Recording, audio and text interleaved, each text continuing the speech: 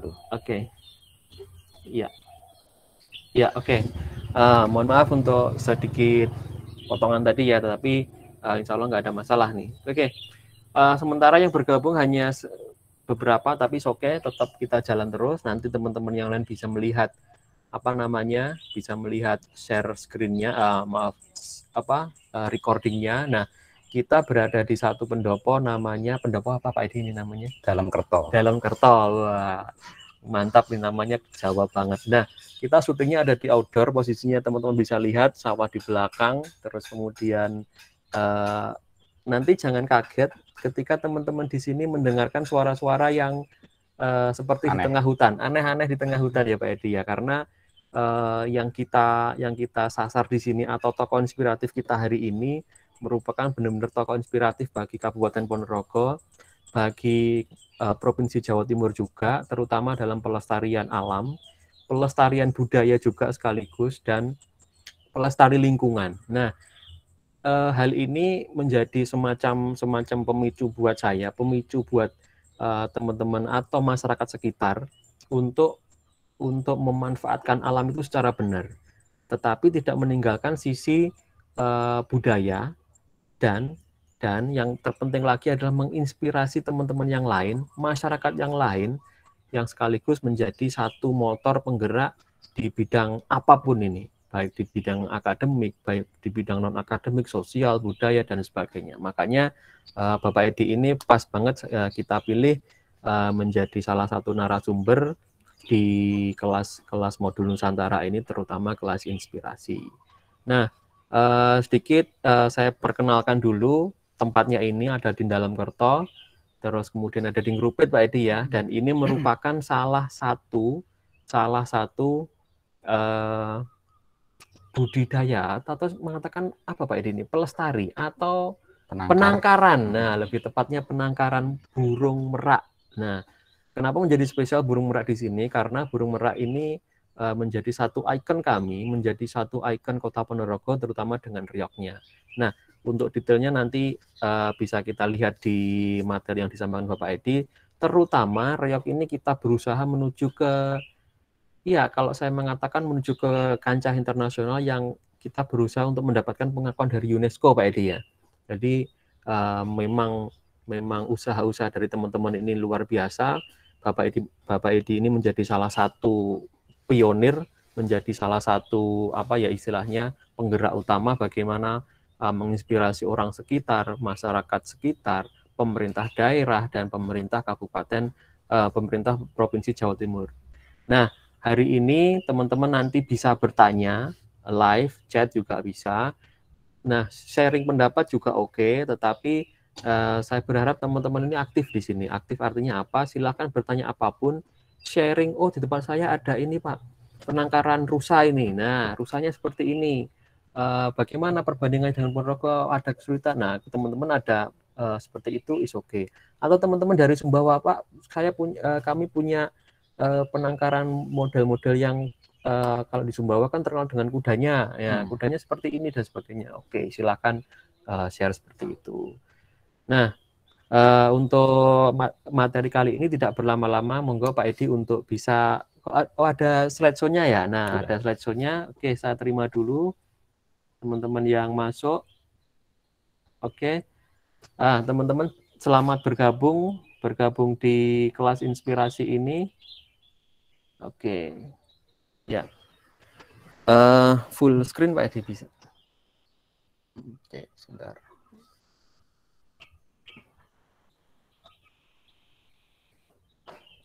Oke, jadi teman-teman hari ini nanti jangan kaget ketika ada suara-suara aneh ya. Jadi karena kita ada di tengah-tengah kandang merak ini, jadi ada suara yang bagaimana gitu, nanti jangan kaget gitu. Oke, nah itu tadi ada suara ya. Kalau di mic-nya kedengeran ya teman-teman dapat berkah nanti. Oke, monggo Pak Edi bisa diperkenalkan dulu sebelum masuk ke materi, terus kemudian istilahnya nanti kita akan detailnya akan bahas lebih lanjut di sesi tanya jawab atau sesi diskusinya. Enggak? Oke, terima kasih. Assalamualaikum warahmatullahi wabarakatuh. Selamat pagi untuk teman-teman semua. Ini saya dapat kunjungan dari Pak Oki, yang salah satu dosen Modul Nusantara ya. Ya. Jadi ini saya dimintai untuk sedikit menceritakan apa sih yang saya lakukan itu. Ternyata temanya sama dengan lestari lingkungan dan lestari alam dan lestari budaya. Tiga kata ini memang kadang susah kalau kita sinkronkan. Jadi kalau misalkan untuk melestarikan lingkungan, untuk melestarikan alam, untuk melestarikan budaya, itu pada prinsipnya ada beberapa hal yang kadang bertolak belakang. Ya, bertolak belakang. Kita mau melestarikan lingkungan, bisa jadi akan merusak alam. Kita mau melestarikan budaya, bisa jadi akan merusak alam. Kita mau melestarikan lingkungan, bisa jadi akan merusak budaya atau alam dan seterusnya. Jadi bisa jadi tiga hal ini kadang saling mengganggu kalau dijalankan bareng. Nah, salah satu contohnya adalah ini ya, yang mungkin teman-teman sudah tahu terkait Riok yang dulu sempat ramai dengan negara sebelah ya. Itu kan asli Ponorogo ya, Riok itu asli Ponorogo, dari nenek moyang kita, ya benar-benar dari kita. Dan ini menjadi sorotan dunia. Bahkan beberapa artikel yang ada di UNESCO itu telah mengecam bahwasanya Riok itu adalah tidak ramah pada lingkungan, tidak ramah pada alam. Kenapa? Yang ada di sana, tulisan-tulisan yang ada di sana itu adalah kulit harimau. Itu kan harimau itu memang benar-benar hewan dilindungi ya. Merak itu juga hewan dilindungi juga. Nah, apa yang kita lakukan di sini, kebudayaan yang ada di sini, warisan leluhur terkait Riok itu menggunakan dua hal ini sebagai bahan baku, bahan dasar. Nah, di sini kita harus jeli, harus bisa menyikapi bahwasanya pada prinsipnya kita di Ponorogo ini tidak melakukan penganiayaan terhadap dua hal tersebut. Ini sudah kita lakukan. Ya. Jadi kebudayaan yang ada di kita saat ini adalah sudah ramah, terutama kepada meraknya. Itu sudah ramah. Jadi kita tidak membunuh, tidak menyakiti, tidak ini seterusnya. Nanti di belakang akan sedikit saya jelaskan seperti apa sih proses-proses kita mendapatkan itu. Nah, mungkin seperti itu. Ya ini sebagai salah satu ya. Jadi budaya tidak ramah pada lingkungan atau alam. Nah, bagaimana cara-caranya supaya kita bisa melestarikan kebudayaan dan alam atau lingkungan? Ya jelas ada dua. Satu sumber daya manusianya dan satu sumber daya alamnya. Bagaimana manusianya ini bisa bersinergi kepada alam. Jadi jangan hanya mengeksploitasi alam aja. Jangan di sini saya mengungkapkan alam itu berarti itu tadi ya, hewan itu tadi ya. Jadi bukan kok pasir, bukan kok tambang, dasarnya bukan ya. Ya, bagaimana manusianya ini bisa kreatif, bisa memanfaatkan apa yang ada di alam kita untuk tetap mengembangkan kebudayaan, tetap menjaga kebudayaan sebagai warisan dari leluhur, itu ya. Nah, ini satu hal yang kadang susah, atau kadang orang tidak mau melakukan, atau kadang orang sudah gini aja lah. Nah, itu yang akhirnya antara SDM dan SDA ini tidak bisa menjadi sebuah ekosistem yang menjadi rantai keberlanjutan, akan putus.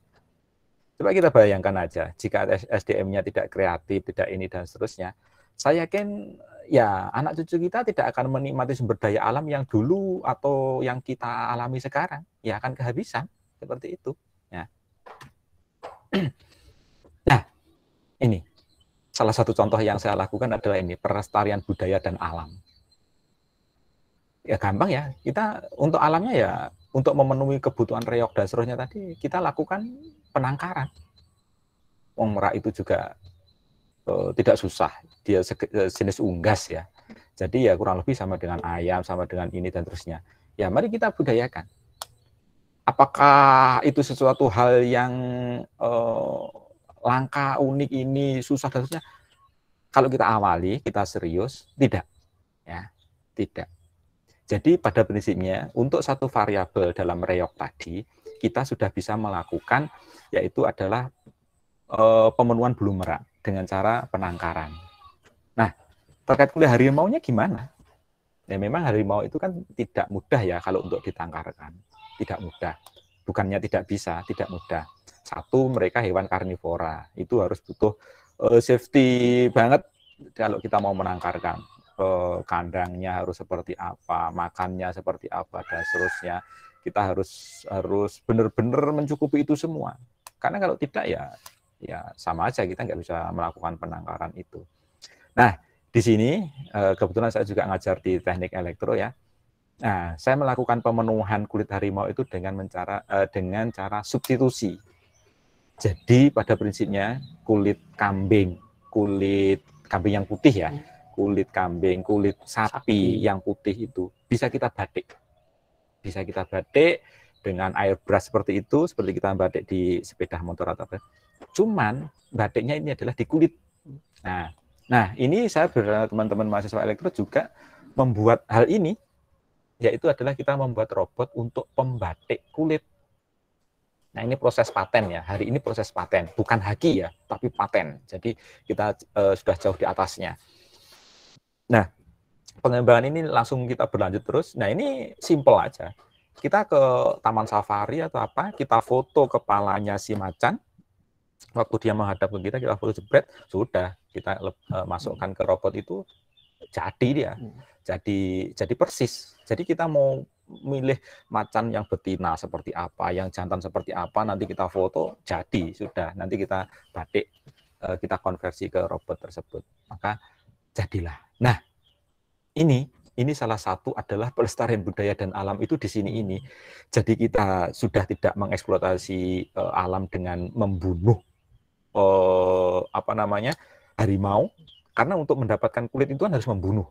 Nah, itu tapi kita bisa melakukan substitusi. Nah, kedua, pemenuhan bulu meraknya kita dengan menangkar. Untuk teman-teman mahasiswa semua, harap dicatat ya ini, supaya kita bisa bersama-sama ke UNESCO. Reog ini mau kita ajukan sebagai warisan budaya tak benda. Nah, saat ini proses. Dengan cara apa? Tidak merusak alam, tidak merusak lingkungan. Pemenuhan kulit macan sudah terpenuhi. Pemenuhan bulu merak itu tidak dijabuti loh ya. Jadi dia rontok sendiri. Ya, nanti dia itu rontok sendiri setiap akhir masa kawinnya dia. Jadi kita tidak menyakiti, tidak membunuh. Ini yang harus benar-benar kita ketahui bersama. Jadi kita masyarakat di Ponorogo itu tidak pernah membuluh merak untuk diambil bulu-bulunya.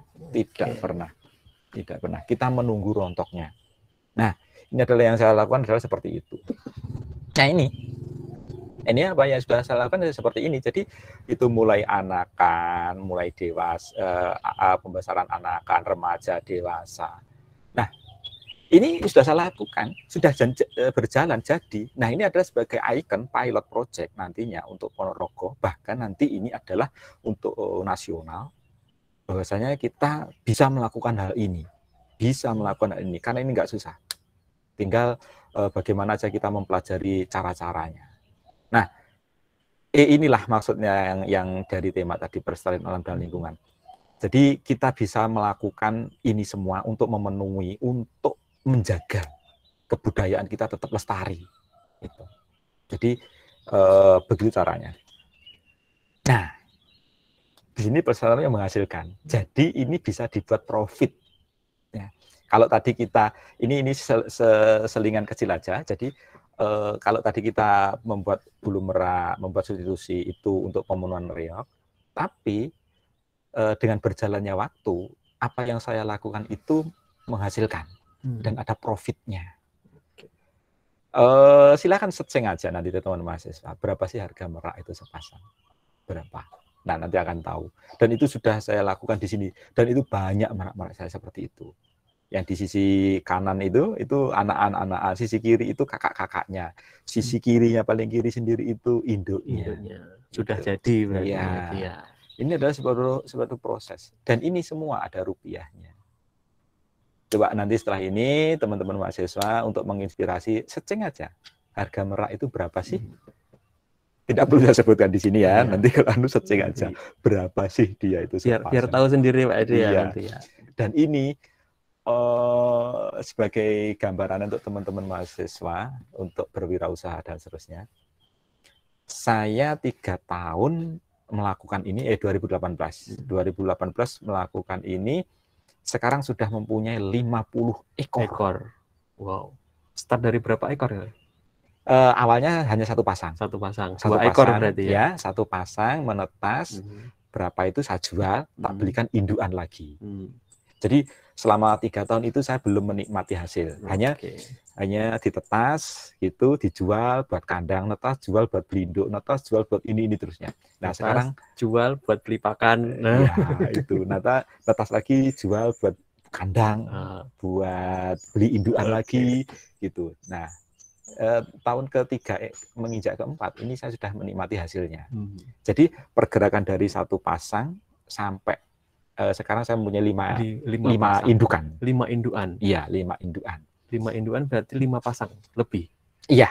Jadi kalau di proses saya itu 1 jantan, kadang ada yang 2 betina, 3 betina gitu. Jadi, nah hari ini sudah BIP. Saya buat kandang ada 21 kandang. Dengan samakan dan seterusnya itu marak-marak itu sudah BIP di tahun ketiga. Tahun keempat balik modal sudah mantap. Anda bisa melihat nanti kalau mau di-shoot langsung di zoom bisa dan seterusnya nanti ya. Jadi tahun ketiga ini saya sudah BIP. Ya sebenarnya kalau mau ngitung BIP 1 kandang, 1 kandang ya, 1 kandang, 1 merak dengan anak-anak itu 1 tahun sudah BIP. Sudah BIP. Karena saya tidak pernah mengambil keuntungan itu dulu, hanya saya besarkan. Nah, ini tahun ketiga saya punya 5 indukan dan punya sekitar 40 anakan. 5 indukan, 40 anakan. Iya. Oke. Nanti teman-teman tinggal searching nih, 1 anakan harganya berapa, yang umur 1 bulan berapa, 1 bulan berapa, 3 bulan berapa, sampai yang sudah jadi, sudah mekar. Iya, yang seperti paling kiri sendiri itu. Ya, dihitung sendirilah ya. Nanti ini adalah sebenarnya apa ya?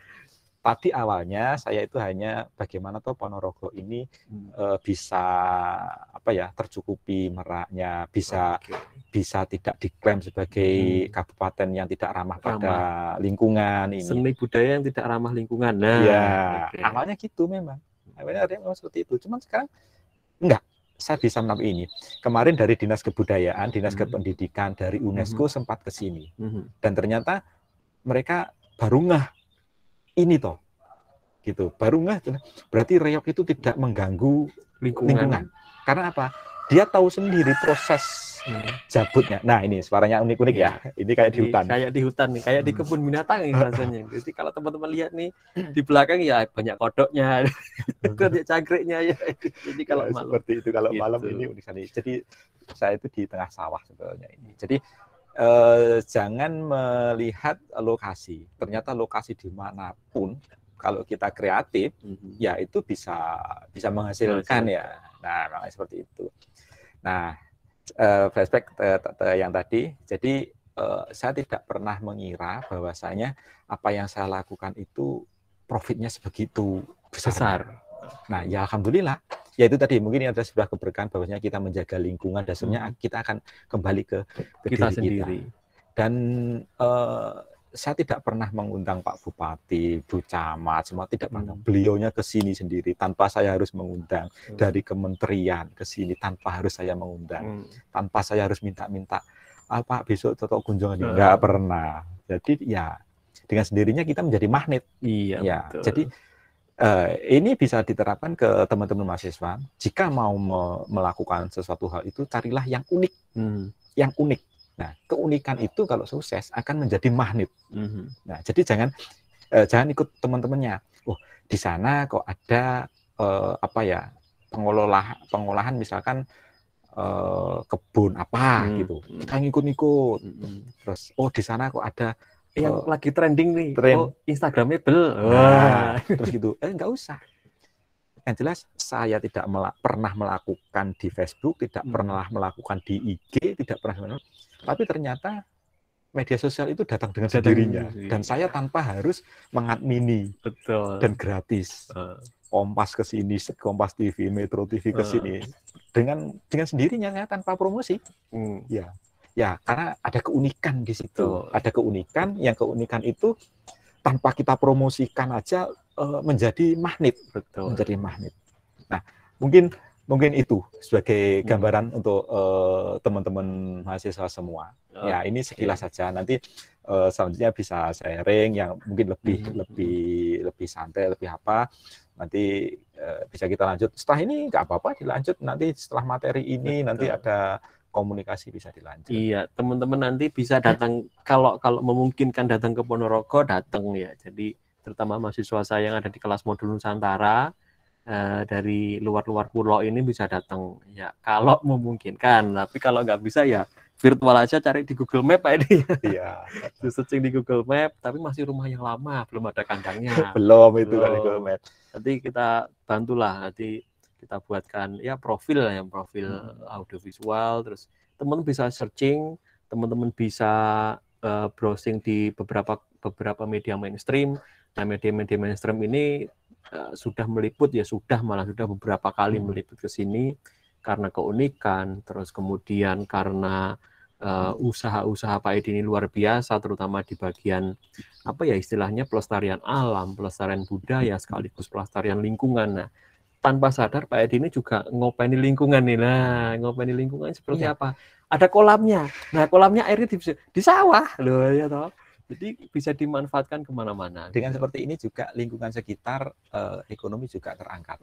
Karena dengan banyaknya orang berkunjung sini, ada toko, ada rumah makan, ada dadanya, mereka tumbuh kembang. Betul. Ya, jadi kanan kiri kita itu kena efek. Gitu. Efek yang paling nanti kalau viral tadi ya, tukang parkir, wah. Ya itu simpel aja. Tapi kan efeknya kelihatan gitu teman-teman. Jadi saya berharap sih ini kami yang ada di Ponorogo dengan startup-nya seperti ini, model startup-nya adalah konvensional Pak Edi ya, bukan startup digital, meskipun Pak Edi ini adalah salah satu dekan di Fakultas Teknik yang membawai teknik informatika, elektro, teknik mesin yang kalau kita membayangkan itu adalah beliaunya adalah orang yang high tech banget nih, tetapi beliau men-startup lingkungannya itu dengan cara yang konvensional banget. Sebab gini, persaingan startup di dunia digital itu banyaknya minta ampun. Dan saling berebut. Iya. Berarti kita harus benar-benar bisa benar-benar excellent untuk bisa perfect, bisa eksis dan sebagainya. Nah, kita cari sesuatu yang lain aja yang belum pernah orang sentuh. Itu mudah kita. Excellent-nya ini loncatnya terlalu tinggi ya, dari startup langsung excellent. Iya, susah itu. Kita harus Pak Nadiem seperti itu harus kita loncati. Pak Nadiem mau kita loncat bisa. Nah, maka seperti itu. Makanya kita sesuatu yang belum ada aja, ya kita pelan-pelan meskipun kita pelan, tapi kalau tidak ada orang yang mengawali mengawali atau yang menyaingi, kita itu eksis loh. Karena tidak ada pesaing. Betul. Nah, ini terima kasih Pak Edi untuk penjelasannya, oke banget. Terus kemudian teman-teman silahkan siapkan pertanyaan. Wah, ini kalau teman-teman ada di sini live hadir di pendopo ini dapat bonus nih, door prize nih. Bisa metik jambu kristal. Iya, di sini ada jambu kristal. Jadi pelestarian lingkungannya Pak Edi ini satu ada jambu kristal, pembudidayaan Pak Edi. Jadi jambu kristal ini tidak hanya satu tempat di sini, tapi ada beberapa tempat. Jadi ada beberapa lahan atau kalau awalnya cuma satu tempat ini, akhirnya masyarakat ngikut dengan sendirinya tanpa kita ajak. Karena tahu hasilnya. Betul. Jadi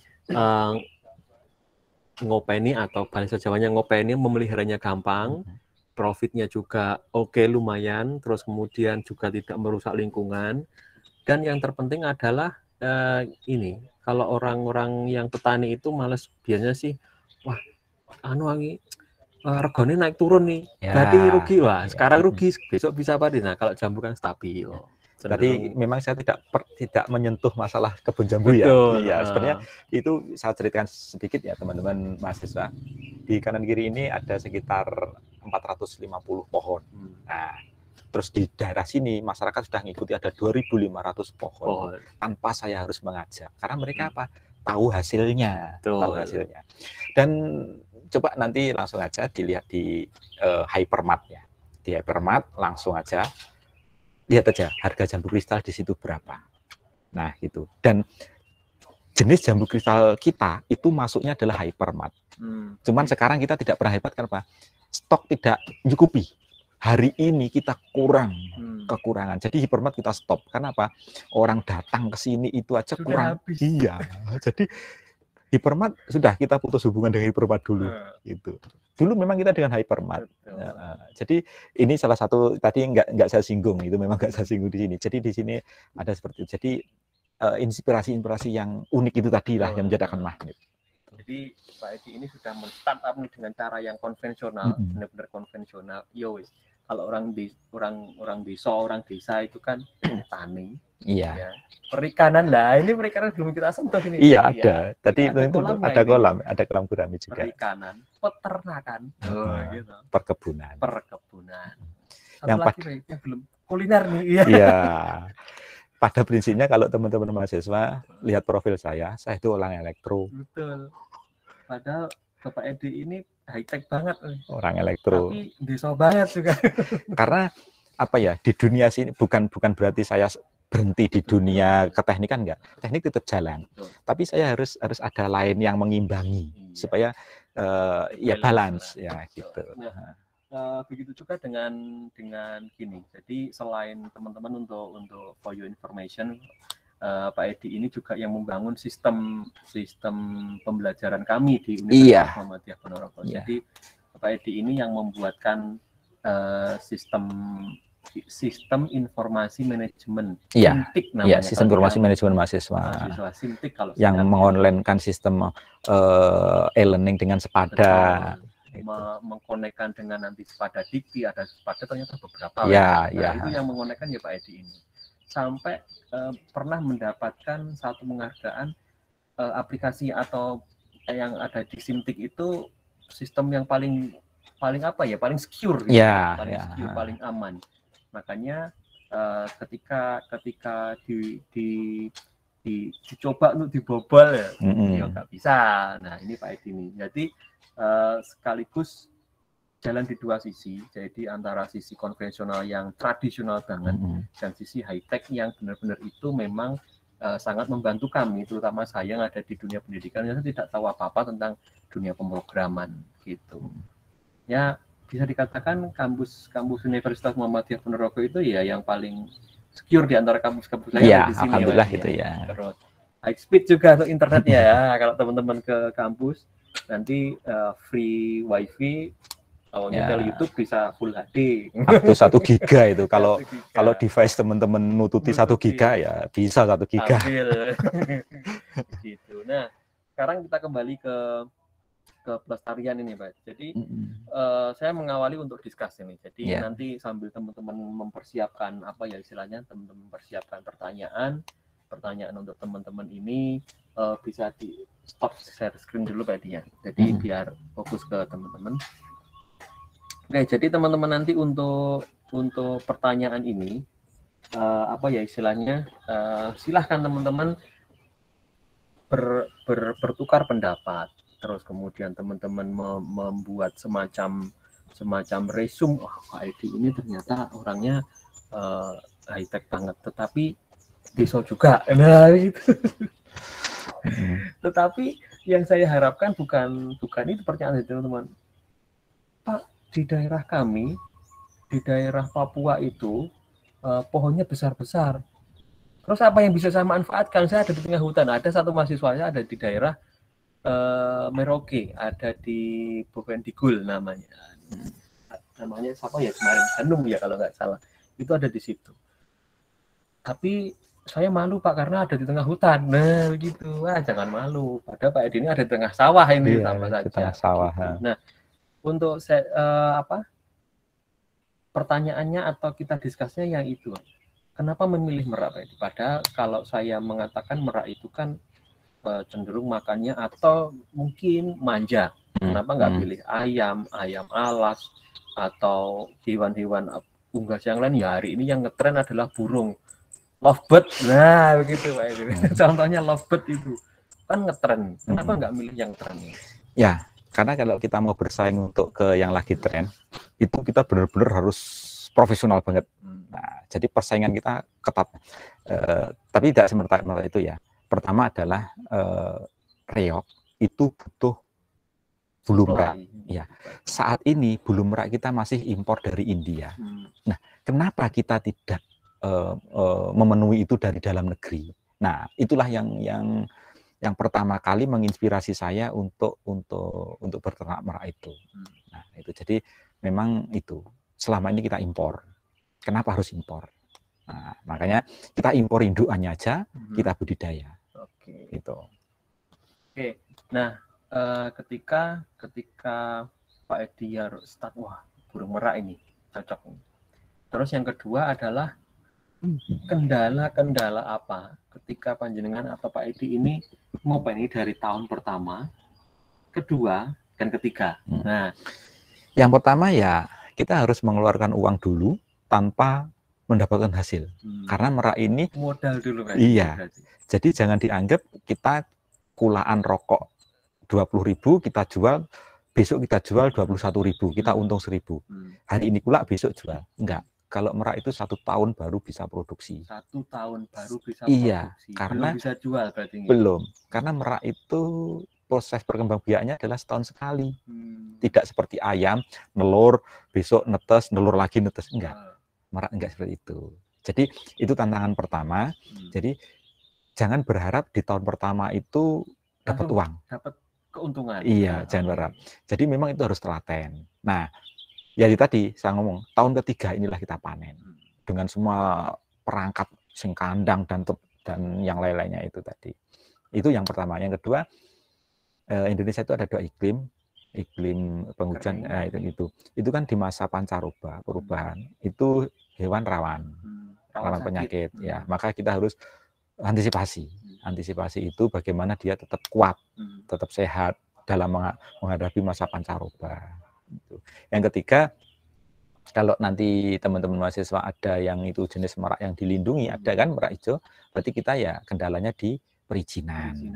Itu. Legalitas. Ya, legalitas. Nah, ini sudah ada peraturan pemerintah lagi, nanti peredaran merak mau diatur. Nah, kalau peredaran merak diatur, saya malah senang. Saya sudah punya izin semua, jadi misalkan yang belum punya izin nggak bisa melihara, ya nggak bisa menjual. Nah, akhirnya saya lebih eksis lagi karena sudah punya izin. Gitu. Jadi mari kita apapun kita penuhi sesuai aturan negara, kita penuhi. Suatu saat kita akan menuai hasilnya. Gitu. Nah, kendalanya seperti itu dah. Jadi teman-teman, jadi jangan apa ya, berkecil hati, wah harus modalnya banyak dulu nih Pak ya. Harga merak sepasang, wah berapa ya? Nah, mikir kan mesti mikir dulu. Terus pakannya ini. Oh iya. Pakannya ini apa ini? Pakannya sama seperti ayam. Seperti ayam persis. Ya, mungkin kalau teman-teman ada yang pernah memelihara ayam Bangkok, misalkan ya. Ayam Bangkok, saya pernah juga melihara. Ayam Bangkok 2. Ayam Bangkok 2. Ya. Ayam Bangkok yang untuk aduan itu. Ayam aduan. Itu 2 dengan merak 10 sama makannya. Ayam Bangkok 2 dengan merak 10 sama jumlah makannya. Iya. Atau ayam Bangkok satu minggu taruhlah 2 kilo. Merak 10 1 minggu ya juga 2 kilo. Lebih irit. Itu. Lebih iritnya yaitu dimakan ya. Jadi harganya bisa dikatakan sama. Iya. Terus kemudian kuantitasnya juga mungkin nggak terlalu banyak berbeda. Terus pakan sama antara ayam dan merak. Cara memeliharanya sama. Bahkan kadang gini, kita ngasih makan merak itu gini ya. Misalkan kita mau bepergian, hari ini kita kasih. Untuk prediksi berapa hari? 2 atau 3 hari. Kita tinggal bepergian selama 2-3 hari ya nggak apa-apa. Tidak harus setiap pagi ngasih, nggak apa-apa. Jadi tidak harus setiap hari kita tunggu nih. Tidak harus. Terus kita muter kayak kalau tidak harus. Teman-teman nanti traveling kemana? Oh, ada mesin pakan otomatis juga kan? Ya, bisa itu. Nah, ini lewat sini klutik, pakan sendiri, klutik, pakan sendiri begitu. Nah, teman-teman jangan khawatir untuk hal-hal seperti itu, teknis banget sudah teratasi semuanya. Artinya tinggal kemauan dari teman-teman ini untuk menginisiasi, menginspirasi, kemudian mengembangkannya menjadi sebuah prestasi nih. Nah, nantinya akan seperti itu. Nah, oke, teman-teman yang ada di forum ini, saya berharap nanti teman-teman ada diskusi, teman-teman bisa bertanya langsung kepada Pak Edi, apa ya istilahnya, perkenalan Pak, saya dari, Pak Edi tahu nih, karena teman-teman dari seluruh Indonesia ini, di seluruh Indonesia hadir ke Ponorogo secara virtual di tengah sawah kita Pak Edi ya, yang kemudian itu menjadi satu model nanti. Ya, saya berharap sih pembelajaran seperti ini itu tidak hanya, saya admit dulu, tidak hanya berhenti atau tidak monoton di kampus saja, ini bisa kita laksanakan di manapun, kapanpun, dengan metode apapun. Apalagi hari ini jaringan internet sudah di mana-mana ya. Nah, apalagi teman-teman semuanya bisa online dari seluruh Indonesia, bisa disambi dengan model-model apapun gitu. Oke, saya persilahkan teman-teman kalau ada pertanyaan bisa langsung on mic, on cam, dan ajukan pertanyaan. Silahkan menyebut nama dan asalnya. Ayo, silahkan. Saya Pak izin bertanya. Oke. Iya, Mbak Maulida. Ya, terima kasih Pak. Sebelumnya izinkan saya untuk memperkenalkan diri. Nama saya Maulida, asalnya dari Universitas Lambung Mangkurat, Kota Banjarmasin, Provinsi Banjarmasin. Ya. Jadi yang ingin saya tanyakan itu sebenarnya lebih ke sejarah dari reog sendiri Pak. Sejarah yang lebih mendalamnya itu, karena dari dulu saya melihat reog itu kayak unik gitu Pak, dari bentuknya, tampilannya. Jadi karena tidak pernah melihat secara langsung, jadi penasaran aja gitu sejarahnya kenapa jadi ada reog. Terus saya tertarik juga terkait kendala dari perkembangbiakan merak tadi Pak, karena kan mungkin ada terkendala perizinan. Nah, apa aja sih yang membuat pemerintah itu harus membuat suatu regulasi terkait perizinan itu Pak, dan jenis-jenis merak apa aja yang boleh kita kembangbiakan? Soalnya yang saya tahu merak itu terbagi beberapa jenis, tapi saya tidak tahu spesifiknya seperti apa. Mungkin seperti itu Pak. Ya. Terima kasih. Oke, Mbak Maulida cukup. Ya. Untuk detailnya nanti Pak Edi, teman-teman ini sudah saya siapkan. Nanti ada wawancara khusus dengan kelas yang bisa inspirasi juga dengan Ustadz Ridho, Pak Ridho. Ya itu. Jadi Maulida nanti pertanyaannya yang pertama itu ada spesifikasi dosen khusus ya. Khususnya. Jadi kebetulan nanti ada Pak Ridho Kurnianto yang itu sekaligus ketua Yayasan Reog Ponorogo. Iya. Peneliti reog, terus kemudian akademisi di bidang reog. Iya. Kalau saya mengatakan warok juga, yang itu sangat paham dengan itu sangat paham banget. Ya. Jadi pertanyaan nomor 1 ini kita skip dulu. Pertanyaan nomor 1 itu ada dosen khusus ya, meskipun saya tahu, tapi biar yang lebih tahu aja. Nanti saya hadirkan, tenang ya teman-teman. Jadi saya akan memang ada Pak Edi ini yang pertama, kemudian ada Pak Ridho untuk kemudian kita ke reog, benar-benar reog. Jadi insya Allah minggu depan atau 2 minggu lagi itu sudah saya schedulekan. Nanti teman-teman ditahan dulu ini. Ya. Tapi kalau Pak Edi mau menjelaskan sedikit? Enggak usah lah. Nanti ada yang lebih pakar. Nggak enak, ada yang lebih pakar. Jadi yang kedua aja yang saya jelaskan. Jadi ya kalau tadi susahnya adalah di perizinan dan seterusnya. Sebenarnya tidak susah, cuman kita harus telaten memenuhi dokumen ini. Kenapa? Karena hewan ini benar-benar hewan dilindungi. Saya sebut dulu aja ya, hewan yang dilindungi itu meraknya adalah merak hijau. Merak hijau. Ya, biru, putih, ungu, black soldier dan sebagainya itu enggak. Jadi yang dilindungi itu adalah konservasi, itu adalah merak hijau atau Pavomuticus. Ya, kalau nanti Pavocristatus itu yang berasal dari India itu tidak dilindungi.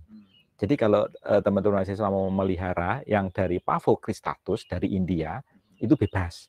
Tapi yang kalau Pavomuticus merak hijau itu dilindungi dan itu hanya ada di Jawa. Yang sekarang sudah beredar ada di Thailand, ada semua itu semua dari Jawa. Jawa. Meraknya warna hijau. Jadi yang sebagai penanda benar-benar warnanya hijau itu adalah di bagian mana? Dari sini leher. Itu memang benar-benar merak endemik dari hutan Jawa. Dari hutan Jawa. Beberapa penelitian saya sempat tergabung dengan yang ada di Douglas Buffington yang ada di California. Mereka sangat salut dengan merak hijau itu. Karena apa? Merak hijau itu punya keunikan tersendiri. Saya sendiri mengalami memelihara sekian banyak merak itu yang paling unik cuma merak hijau.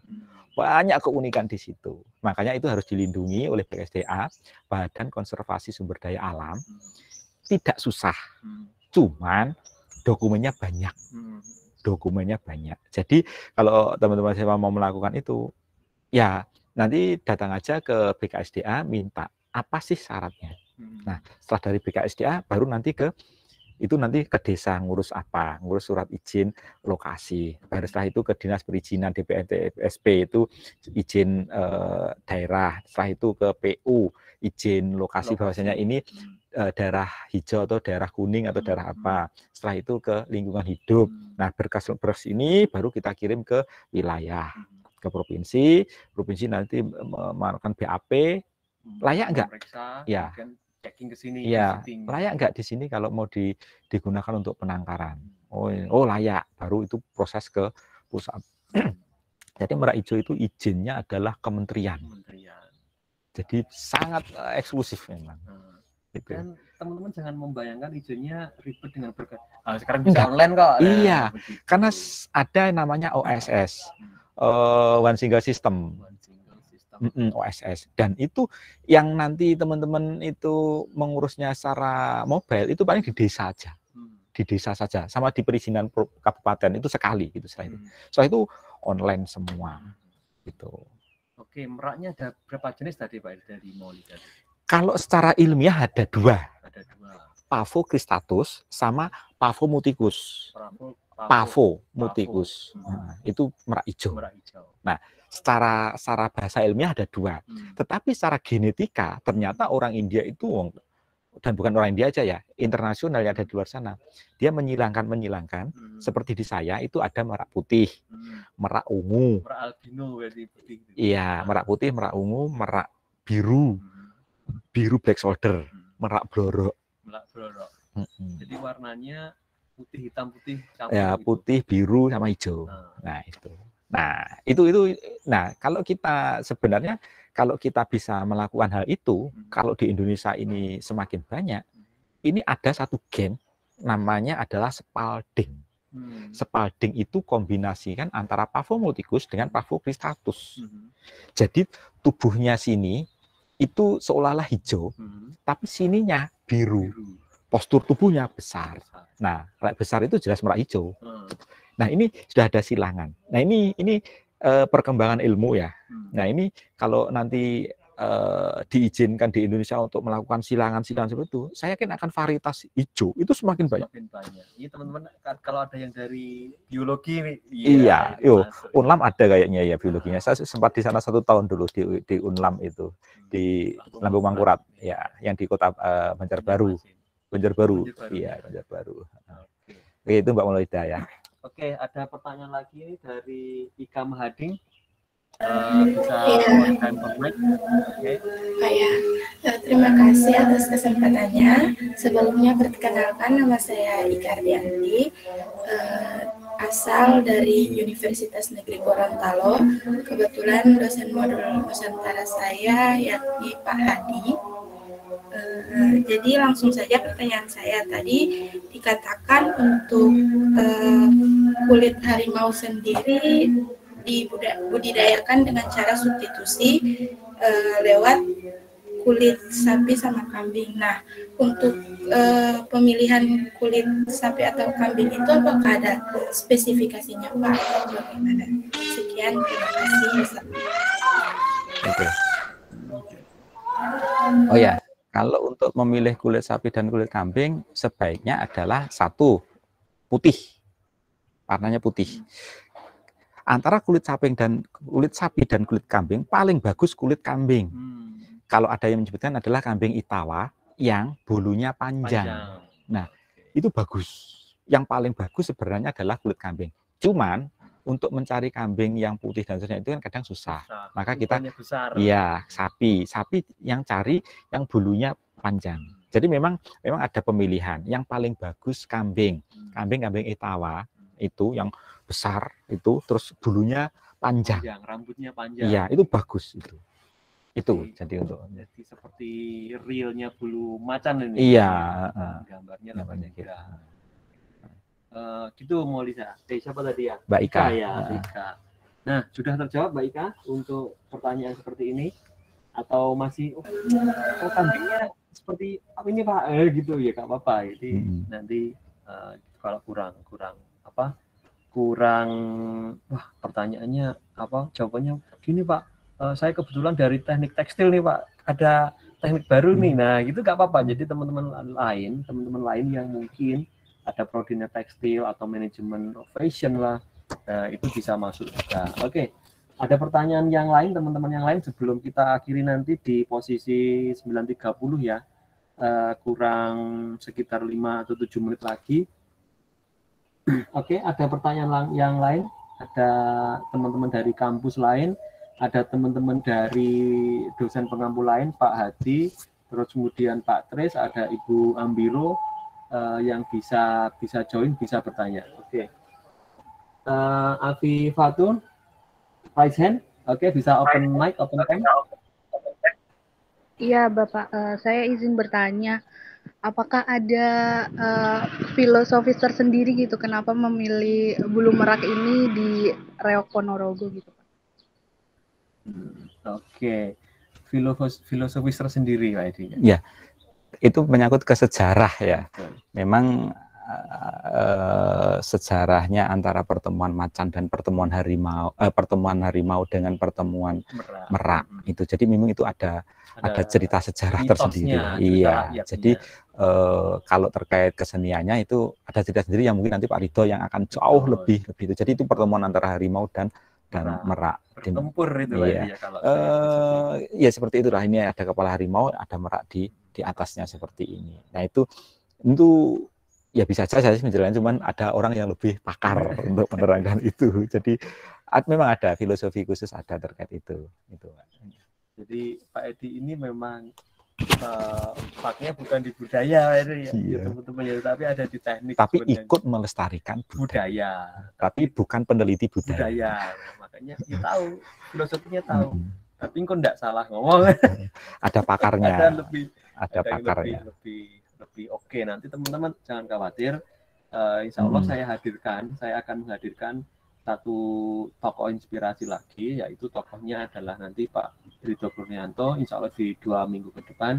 Jadi hari Jumat seperti ini, tidak usah lama-lama, kita ngobrolnya gayeng, nanti tempatnya ada di mana ya kita nggak tahu, itu rahasia. Jadi biar surprise saja nih teman-teman di sini. Oke, ada pertanyaan lagi teman-teman yang mau sebelum saya akhiri, sebelum closing statement, ada satu pertanyaan lagi kalau teman-teman mau bertanya ke Bapak Edi ini. Oke. Saya ini yang menarik ada satu mahasiswa saya ini, Michael Johannes. Michael bisa dengar suara saya? Iya Pak, bisa Pak. Oke, Michael nggak tanya ini. Kamu kan dari jurusan sejarah ini Michael. Ini asli Madiun Pak Edi, tapi kuliahnya ada di Udayana. Jadi pengalaman Bali. Sejarahnya lah. Ayo Michael, tanya Michael. Bagaimana perasaanmu atau bagaimana Michael Johannes ini melihat Reok dan usaha-usaha pelestariannya? Iya Pak, mungkin saya akan menyangkut sedikit mengenai sejarahnya aja sih Pak, mengenai Reok, sepengetahuan saya, karena kan kalau di tempat saya sendiri, kebetulan ilmu sejarah ini ada jurusan mengenai sejarah kebudayaan. Karena kebetulan univ saya ada di Bali, jadi lebih fokusnya itu tentang budaya yang ada di Bali sebenarnya. Tapi kalau mengenai reog sendiri, sepengetahuan saya gitu dari beberapa literasi yang pernah saya baca, sebenarnya untuk asal usul reog dan warog itu banyak versinya sih Pak menurut yang saya baca gitu. Tapi yang paling terkenal itu mengenai tentang pemberontakan Ki Ageng Kutu, yaitu seorang abdi kerajaan pada masa Kertabumi, Raja Majapahit terakhir yang berkuasa pada abad 15. Jadi ceritanya Ki Ageng Kutu ini murka akan pengaruh kuat dari pihak istri Raja Majapahit yang berasal dari Tiongkok. Selain itu juga murka kepada rajanya dalam pemerintahan yang korup. Ia melihat bahwa kekuasaan kerajaan Majapahit sendiri pada waktu itu akan berakhir. Lalu meninggalkan sang raja dan mendirikan perguruan di mana ia mengajar seni bela diri kepada anak-anak muda dan ilmu kekebalan diri serta ilmu kesempurnaan dengan harapan bahwa anak-anak muda ini akan menjadi bibit dari kebangkitan kerajaan Majapahit. Tapi baik lagi bahwa Ki Ageng Kutu ini sadar bahwa anak-anak mudanya ini atau pasukannya sendiri ini terlalu kecil untuk melawan pasukan kerajaan. Maka pesan politis dari Ki Ageng Kutu sendiri disampaikan melalui pertunjukan seni reog yang merupakan sindiran kepada Raja Kertabumi dan kerajaan. Setelah itu, pergelaran reog sendiri menjadi cara Ki Ageng Kutu membangun perlawanan masyarakat lokal menggunakan kepopuleran reog. Dalam pertunjukan reog, ditampilkan topeng berbentuk kepala singa yang dikenal sebagai singa barong, raja hutan yang menjadi simbol untuk Kertabumi, dan di atasnya ditancapkan bulu-bulu merak hingga menyerupai kipas raksasa yang menyimbolkan pengaruh kuat para rekan Tiongkoknya yang mengatur dari atas segala gerak-geriknya. Jadi kalau dari sejarahnya sendiri saya lihat reog sendiri ini bisa dibilang merupakan sebuah cara, sebenarnya untuk cara-cara ini itu sudah bukan hanya Ki Ageng Kutu aja sebenarnya yang pernah melakukan ini, bahwa banyak budaya-budaya Indonesia masa lalu gitu sebenarnya dilakukan muncul di zaman sekarang ini. Kayak sepertinya kalau saya dari Madiun kan ada pencak silat ya, terkenal dengan silatnya kayak PSHT, ada SHW-nya juga gitu. Sebenarnya dibentuk juga karena ada rasa ingin perlawanan gitu, ada rasa perlawanan terhadap para penjajah. Cuma yang membedakan kalau reog ini kan pada rajanya sendiri gitu. Sebenarnya kalau untuk dalam sejarah sendiri kita ini mengenal namanya bahwa siklus sejarah ini itu sebenarnya sama aja gitu, atau kita bisa bilang sebagai sejarah itu sebagai hal yang unik. Sejarah itu unik. Jadi sejarah ini di tempat lain ini mungkin sama pola-polanya, tetapi bentuknya yang beda. Sama kalau kita ambil itu sejarah, sebenarnya kan banyak juga teman-teman yang nanya ngapain sih belajar sejarah gitu. Sebenarnya kita belajar sejarah ini bukan belajar untuk ngafalin perang di Ponorogo ataupun yang lain-lainnya gitu. Tapi tujuan dari belajar sejarah sendiri menjadikan manusia itu lebih bijak. Jadi maksudnya lebih bijak itu kalau kita gambarkan contohnya gini, untuk pandemi COVID-19 sekarang ini sebenarnya untuk para sejarawan itu bukan suatu hal yang baru ataupun hal aneh gitu, karena sebelumnya pandemi juga udah pernah terjadi gitu di daerah lain seperti flu Spanyol di tahun 1928 kalau tidak salah, itu kan sudah pernah terjadi pandemi ya. Dan sekarang pun terjadi pandemi, dan nanti mungkin 30 tahun ke depan, 50 tahun ke depan pasti akan terjadi lagi pandemi, dan itu suatu hal yang kita bisa bilang sebagai hukum alam gitu. Kalau bagi mengenai reog, sebenarnya pola-pola di beberapa daerah itu, kesenian-kesenian itu berasal dari pemberontakan ataupun perlawanan. Menurut saya seperti itu, Pak. Oke, gitu Michael. Ya, terima kasih Michael sudah memberikan perspektif lain. Ya, memang betul Ponorogo memang atau reog itu apa ya istilahnya dibentuk dari beberapa mitos ya, beberapa mitos. Kalau saya menjelaskan di sini, nah nanti saya takut salah. Nanti saya undang tokohnya yang oke lagi lah. Michael harus hadir nanti di next season, terutama di tokoh inspirasi ini, karena saya berharap nah teman-teman mahasiswa aktif seperti ini. Jadi satu kata yang saya ambil dari Michael Yohanes tadi adalah menjadikan lebih bijak. Nah, Pak Edi ini sudah mengawali menjadi lebih bijak nih. Bijak terhadap alam, bijak terhadap lingkungan, dan bijak terhadap budaya. Jadi tanpa sadar sudah melakukan beberapa langkah ke depan, tetapi dengan satu sistem yang terintegrasi. Nah, kami berharap teman-teman di sini menjadi terbuka wawasan, tergugah hatinya, terus kemudian bisa menerapkan di tempatnya masing-masing dengan berbagai model, dengan berbagai macam cara. Gitu. Nah, sebelum kita akhiri Pak Edi, 9.30 kita sudah selesai sesi ini. Ada closing statement Pak Edi? Oke, ya. Jadi simpel aja, teman-teman mahasiswa kuliah dan seterusnya itu kan untuk melatih pola pikir ya, mengasah pola pikir. Jika nanti mau bekerja itu nggak usah mencari pekerjaan, tapi buatlah pekerjaan. Pekerjaan itu apa? Yang unik, yang ditekuni, yang benar-benar itu kita senangi. Jadi kita melakukan itu nggak pernah capek, Itulah yang nanti akan menghasilkan, meskipun itu tidak hari ini kita lakukan, besok ada hasilnya. Seperti orang buat program, hari ini buat, besok atau seminggu depan program jadi, enggak. Tapi kalau sesuatu kegiatan itu, kalau yang kita lakukan keunikan dasarnya itu, dengan mengalir gitu aja nanti akan memberikan hasil. Jadi berwirausaha dan seterusnya itu adalah langkah yang bagus. Nah, teman-teman nanti bisa apa ya istilahnya menyerap dari kelas ini, istilahnya tokoh-tokoh inspirasi yang kita hadirkan memang tokoh-tokoh yang luar biasa. Ditunggu nanti untuk next seasonnya. Artinya apa? Artinya teman-teman nih harus stay tune nih dari seluruh modul Nusantara di kampus Universitas Muhammadiyah Ponorogo. Stay tune ya. Tetap nanti dipantau ini. Wah, ini akan menghadirkan tokoh-tokoh yang unik lagi di tempat-tempat yang unik dan mungkin dengan tema-tema yang teman-teman wow, kok ada tema ini ya, nah, seperti itu. Artinya teman-teman ini memberikan satu pandangan tersendiri. Baik, itu saja yang bisa saya sampaikan. Mohon maaf tidak bisa untuk berdiskusi lama-lama karena memang kita terbatas waktu. Kita akan ketemu di minggu depan atau 2 minggu lagi dengan kelas inspirasi dengan tokoh berbeda, tema berbeda, lokasi setup yang berbeda. Itu. Oke, kami mohon maaf. Saya Ogi Cahyonugroho, salah satu dosen mengampu di modul Nusantara kelas inspirasi. Mohon maaf jika ada salah kata, kami ada kesalahan-kesalahan teknis yang itu tidak memberikan semacam apa ya istilahnya teman-teman, wah teknis kurang asik nih. Nah, kami berharap ada feedback dari teman-teman. Oke, kita akhiri pertemuan kali ini kelas inspirasi ini di modul Nusantara dengan bacaan alhamdulillah, alhamdulillahirrahmanirrahim, dan terima kasih teman-teman sudah bergabung. Oke. Sampai jumpa teman-teman di kelas inspirasi yang lain. Saya leave dulu ya, end call dulu untuk semuanya. Terima kasih. Wassalamualaikum warahmatullahi wabarakatuh. Terima kasih.